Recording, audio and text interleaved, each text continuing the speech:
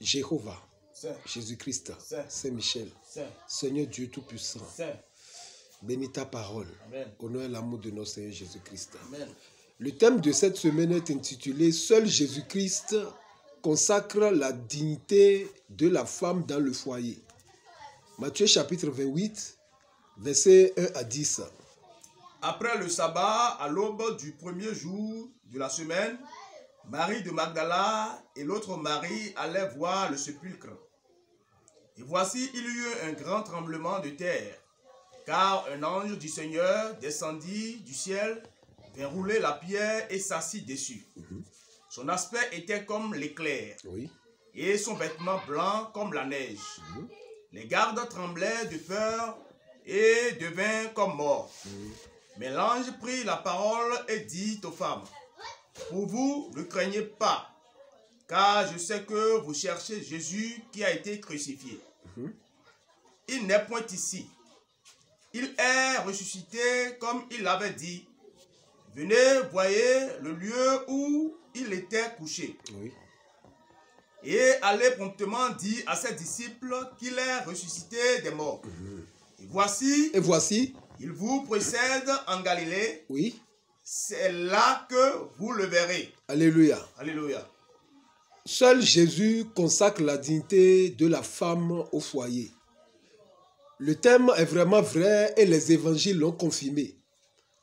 La question sur la vie de la femme est très polémique, que ça soit dans le foyer, dans la société et même dans l'église.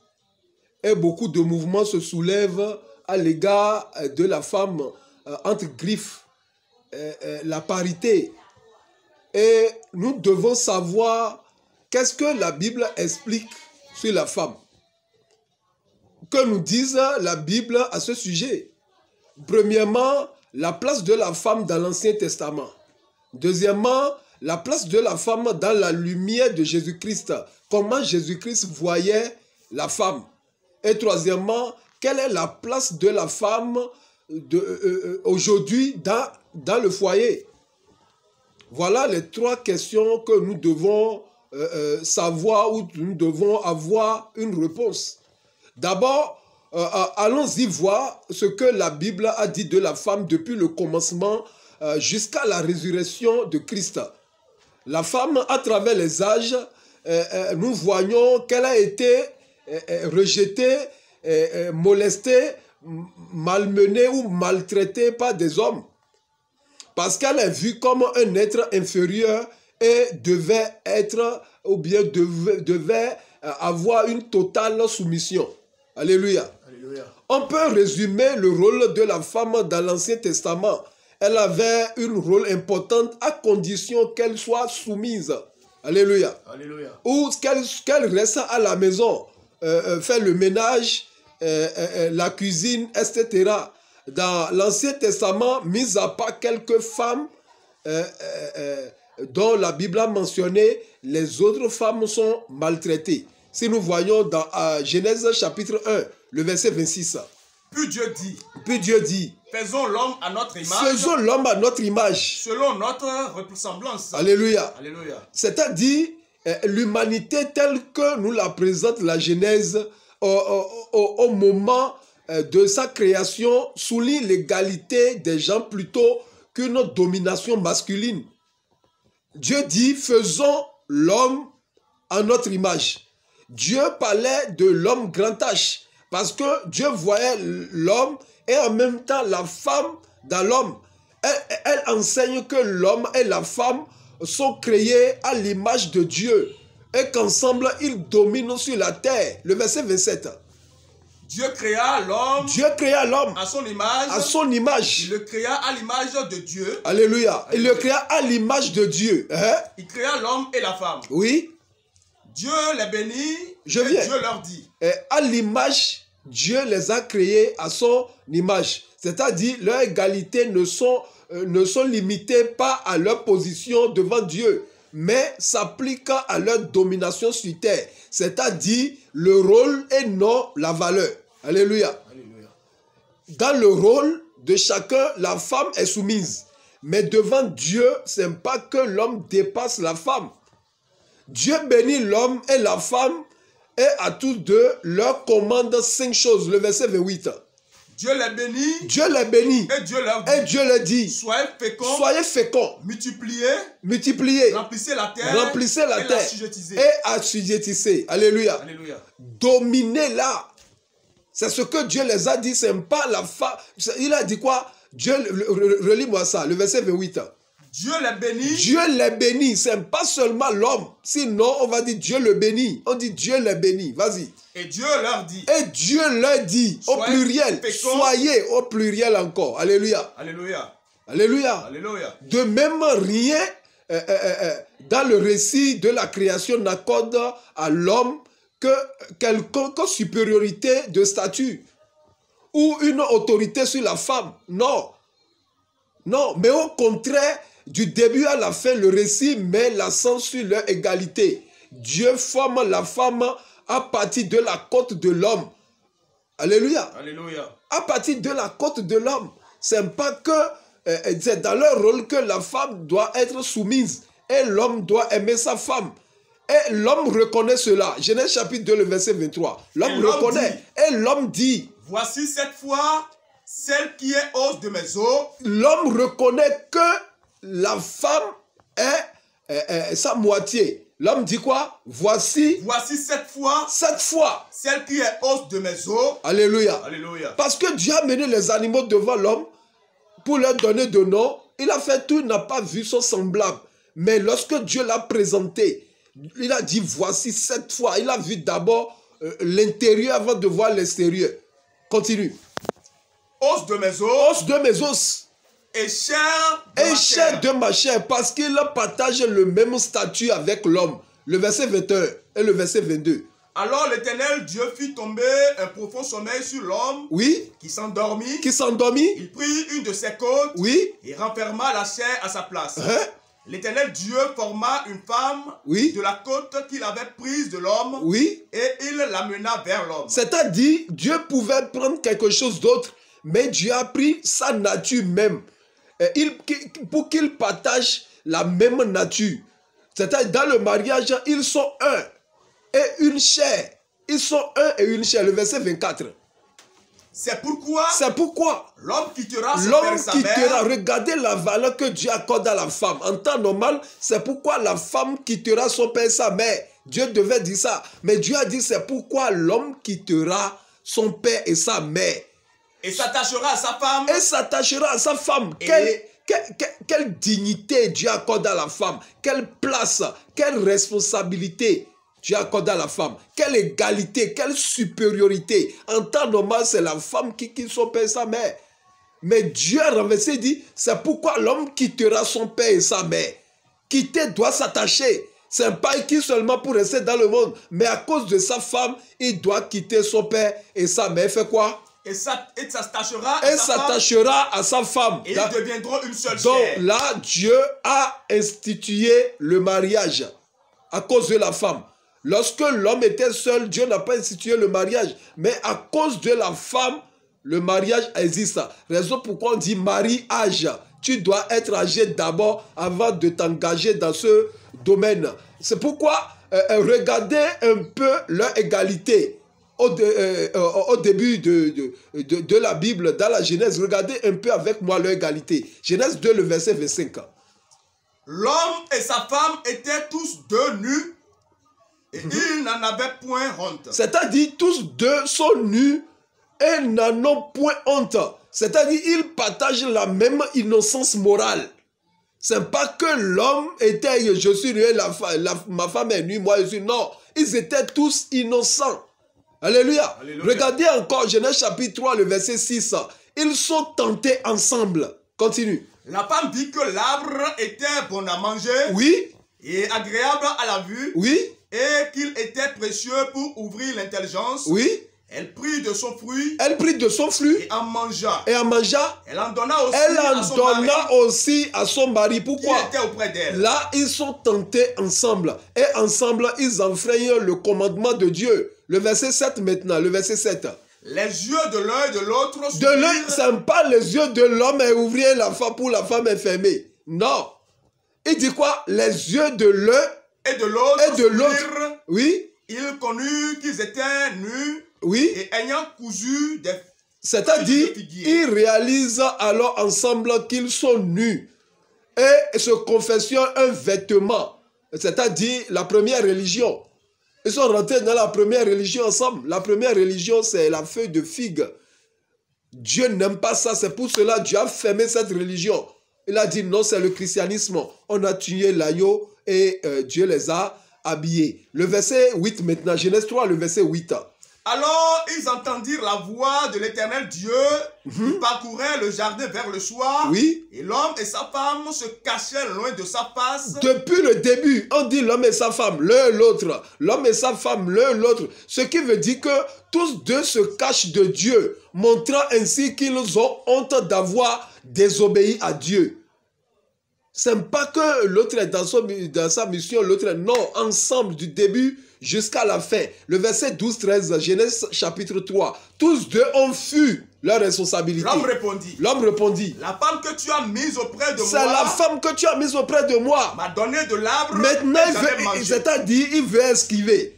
Il veut s'enlever du jeu. Encore depuis le début, ils ont tout fait ensemble. Dieu les a fait ensemble. Depuis le début jusqu'à maintenant, il veut s'enlever du jeu. Il veut décharger de sa responsabilité. Alléluia. Alléluia. Il a dit quoi? La femme que tu as mise auprès de moi, oui, m'a donné de l'arbre et j'en ai mangé. Et l'Éternel Dieu dit à la femme, oui, pourquoi as-tu fait cela? La femme répondit, le serpent m'a séduite et j'en ai mangé. L'Éternel Dieu dit au serpent, oui, puisque tu as fait cela, tu seras maudit entre tous les bétails et entre tous les animaux. Merci. Dieu s'adresse aux deux directement. Et il annonce précisément à chacun les conséquences de ses actes. C'est ce que Dieu a fait. Et la hiérarchie masculine sur la femme n'est pas dans le dessein originel de Dieu. Non. La domination de l'homme apparaît pour la première fois en Genèse chapitre 3, le verset 16. C'est pour la première fois. C'est là où Dieu a mis l'homme au-dessus de la femme maintenant. Genèse chapitre 3, le verset 16. Il dit à la femme. Il dit à la femme, Dieu dit à la femme, oui. J'augmenterai la souffrance de tes grossesses et tu enfanteras avec douleur. Oui. Et tes désirs se porteront vers ton mari, mais il dominera sur toi. Alléluia. Alléluia. Il dominera sur toi. C'est là où Dieu a mis la hiérarchie masculine au-dessus de la femme. La domination de l'homme sur la femme, surtout dans d'autres foyers, est le simple fait qu'elle trouve ses menstrues. Non, tu trouves tes menstrues, tu es impur devant Dieu, tu n'es pas, non, c'est moi l'homme, attention, ça ne s'arrête pas seulement à l'impureté. Et d'autres femmes sont présentées comme des marchandises dans l'Ancien Testament. Imaginez-vous, Abraham et Isaac, ils ont livré leurs femmes pour recevoir des présents. Genèse chapitre 20, le verset 2. Abraham disait de Sarah, sa femme, c'est ma soeur. C'est ma soeur. Abimelech, roi de Guéra, fit enlever Sarah. Le verset 10 maintenant. Comme c'est ta soeur, voilà, moi, Et Abimelech dit à Abraham. Après avoir su, dans un songe, que ce n'était pas sa soeur, que c'est sa femme, il vient dire maintenant, Abimelech, le roi de Guéra, vient dire à Abraham maintenant quoi? Quelle intention avais-tu pour agir de la sorte? Mais tu es quel homme? Ta femme, tu dis que c'est... Tu as quelle intention dans ta tête? Écoutez bien son raisonnement. Oui? Abraham répondit. Je me disais qu'il n'y avait sans doute aucune crainte de Dieu dans ce pays. Oui. Et que l'homme me tuerait à cause de ma femme. Oui. De plus, il est vrai qu'elle est ma soeur, fils de mon père. Merci. Donc là, il a livré des demi-vérités. Et son fils Isaac, l'histoire même s'est répétée. Genèse 26, le verset 7 et 9. Abimelech, allez-y, Genèse chapitre 26, le verset 7. Lorsque les gens du milieu faisaient des questions sur la femme, oui, il disait, Isaac disait, c'est ma soeur. C'est ma soeur. Car il craignait en disant, femme, que les gens de milieu ne le tuassent parce que Rebecca était belle. Le verset 9. Abimelech fit appeler Isaac et dit, certainement, c'est ta femme. C'est ta femme. Comment as-tu pu dire, c'est ma soeur? Alléluia. Alléluia. Et lui aussi, il a donné ses raisonnements. Abimelech a dit, peu s'en est fallu que quelqu'un du peuple n'ait couché avec ta femme. C'est-à-dire, ils ont livré leur femme comme marchandise. L'autre, de son côté, a livré ses filles aux habitants de Sodome et Gomorrhe en son temps. Que non, prenez mes enfants. C'est-à-dire, dans l'Ancien Testament, il n'y avait pas de respect pour la femme. Mais dans toute l'histoire de l'humanité, seul Jésus-Christ consacre la dignité de la femme. Alléluia. Alléluia. Pas une fois dans les 4 évangiles, il a rabaissé une seule femme. Non. Jésus n'a jamais dit à une femme, c'est une affaire d'homme, ne t'en mêle pas. Il n'a jamais dit ça. Ni dit à une femme, arrière de moi parce que tu es une femme impure, dans l'impureté. Non, il n'a jamais dit ça. Non. Car Jésus n'est pas une religion, c'est une relation. Nous devons comprendre ça.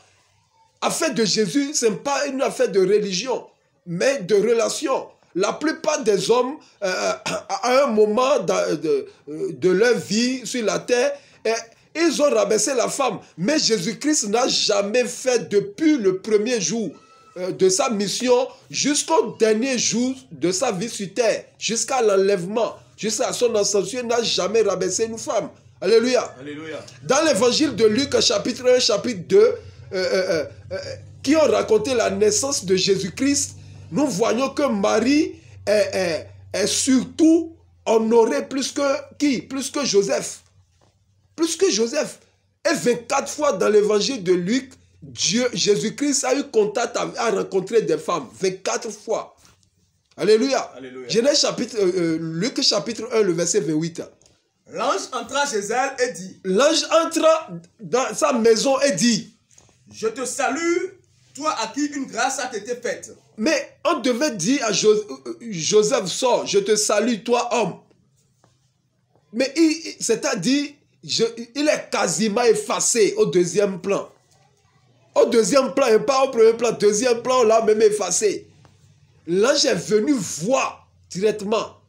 Et la mère de Samson aussi. L'ange devait venir voir Manouache. Mais il a laissé Manouache venir voir la femme. Le nom de la femme n'est pas sorti parce que nous sommes encore dans l'Ancien Testament.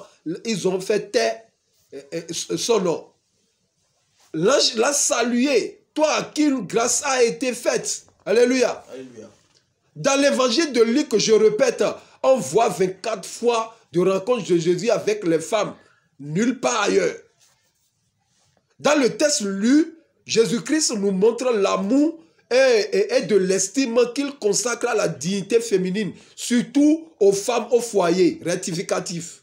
Surtout aux femmes au foyer. Si Marie n'était pas fiancée, l'ange n'allait jamais venir la voir.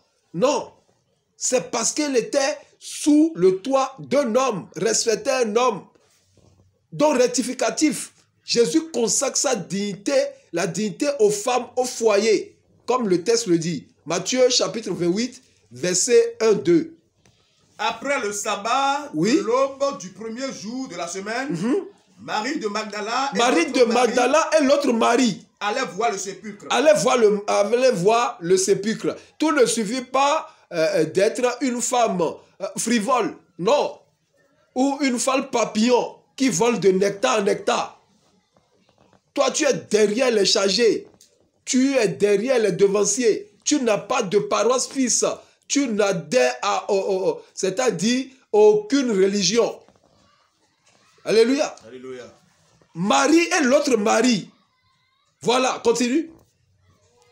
Et voici, Et voici un grand tremblement de terre, car un ange du Seigneur descendit du ciel, vint rouler la pierre et s'assit dessus. Et s'assit dessus. Alléluia. Alléluia. C'était un dimanche, le jour de la résurrection, ce grand jour. Le jour que toute la terre attendait. Ce jour redoutable, les deux maris viennent voir le sépulcre. Les autres hommes étaient tous cachés. Ils ont peur des pharisiens. Ils ont peur des Sadducéens. Ils ont peur des Romains. C'est en ce moment que les femmes, les Amazones, ils ont dit non. L'amour qu'on a pour Jésus ne s'arrête pas à sa mort.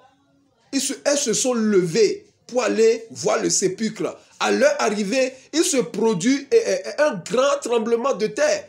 Un ange du Seigneur descend du ciel, vient rouler la pierre qui bloquait l'entrée. C'était leur souci.